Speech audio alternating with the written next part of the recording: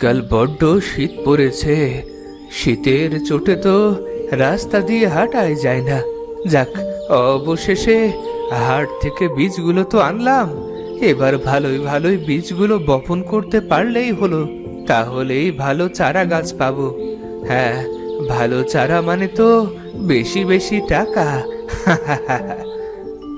এক বুড়ো গাছের বীজ বপন করে চারা গাছ বানিয়ে হাটে বাজারে বিক্রি করত। তার এই কাজে একমাত্র নাতনি সেতু তাকে সব সময় সাহায্য করত। একদিন সে হাট থেকে বীজ নিয়ে বাড়ি ফিরছিল। পথ দিয়ে আসার সময় বৃদ্ধ একটা ডালের সাথে পা পিছলে পড়ে গেল।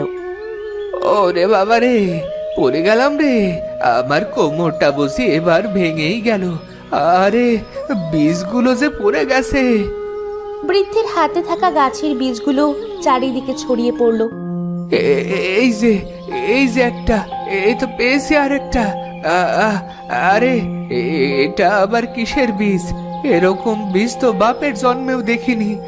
দেখতে তো খুবই অদ্ভুত লাগছে। না না না, এটা নিয়ে তো লাগাতেই হয়। দেখতে হবে তো এই অদ্ভুত বীজ থেকে কি গাছ জন্মায়।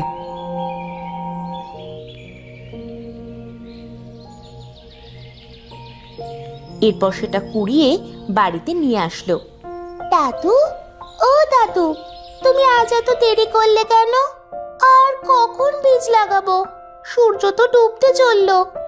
আরে দাদু ভাই, আর বলিস না, আসার সময় রাস্তা পড়ে গেছিলাম রে, তাই একটু দেরি হয়ে গেল। তবে তোর জন্য একটা অদ্ভুত বীজ এনেছি। কি বলছো দাদু? অদ্ভুত বীজ? এটা আবার কি ফলের বীজ গো দাদু?